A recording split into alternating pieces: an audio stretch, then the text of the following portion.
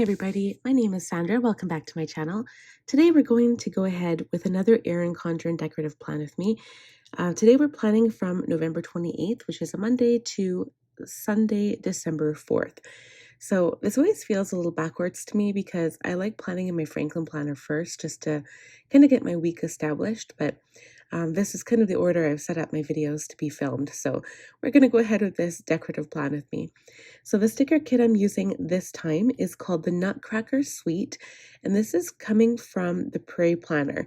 So the Prairie Planner is on Etsy. She's a Canadian planner and sticker creator, and she is based out of Manitoba.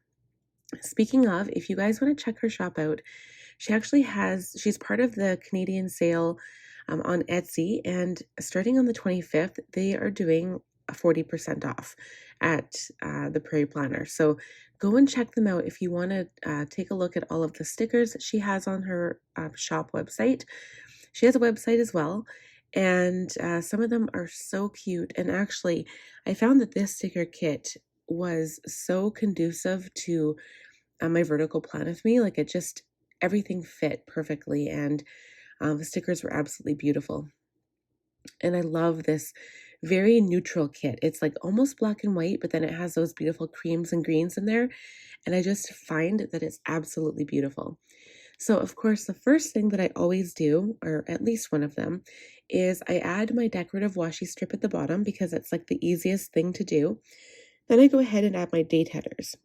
And then this part is just to cover up the colorful little separators in between each of the boxes.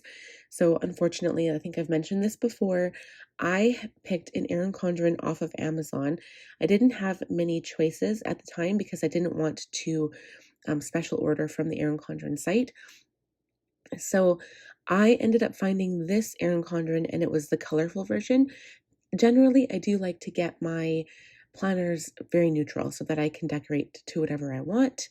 But it just ended up being that way. So I like the fact that when you get a sticker kit, they provide the covers, because then you can really change the entire planner to whatever color scheme that you want.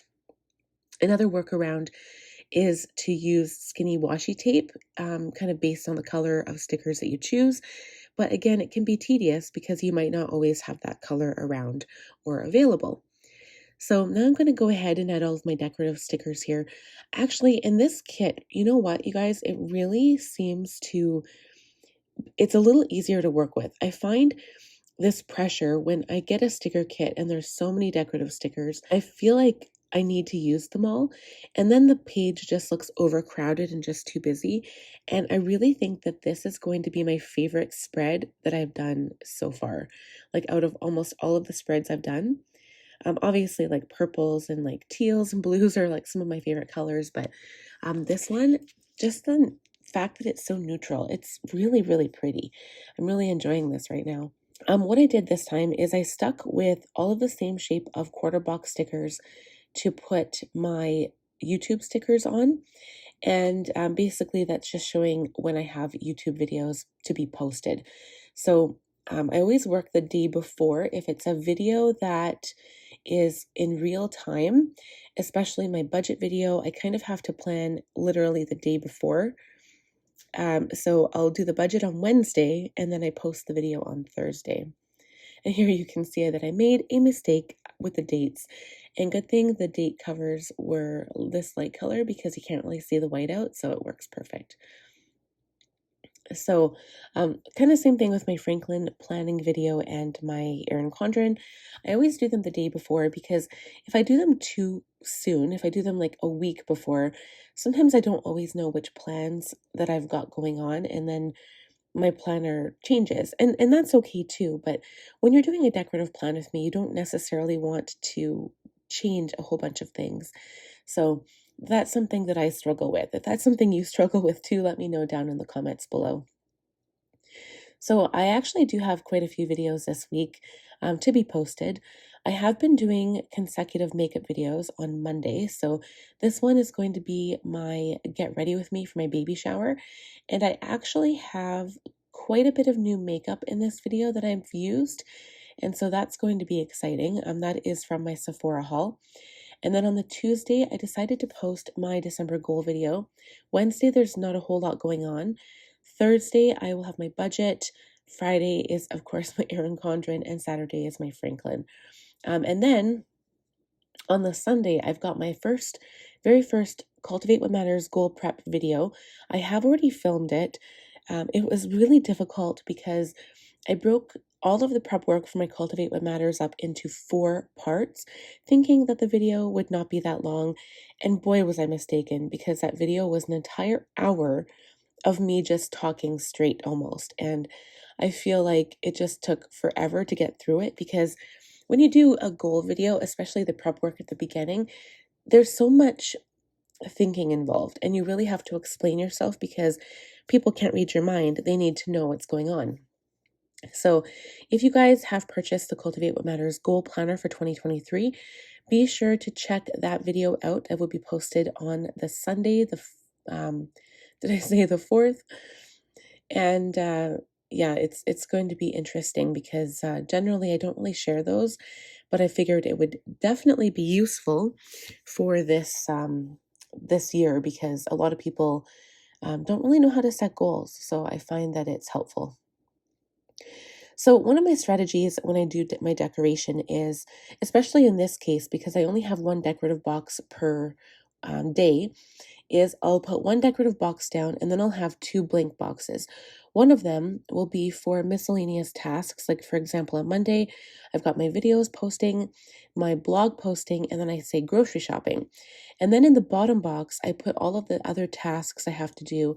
And these list stickers work perfect. So I'll do all of the other work tasks that I have going on.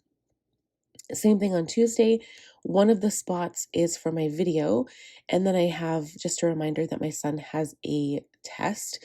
I don't know about you guys, but so my son is in grade 3, and this is actually the first year that he started actually having real unit tests, whereas in grade 2, they were marked different. They didn't have like exams.